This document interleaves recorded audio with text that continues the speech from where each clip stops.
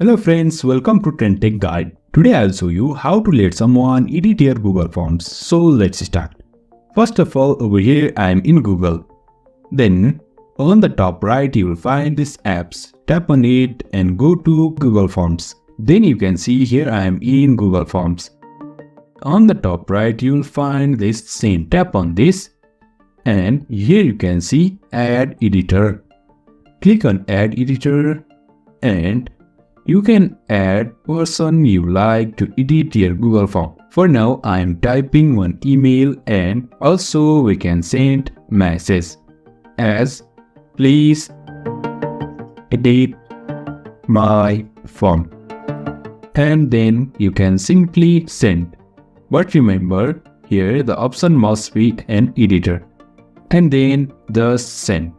In this way, we can let someone edit our Google form. So, if you find this helpful, please like, share and subscribe.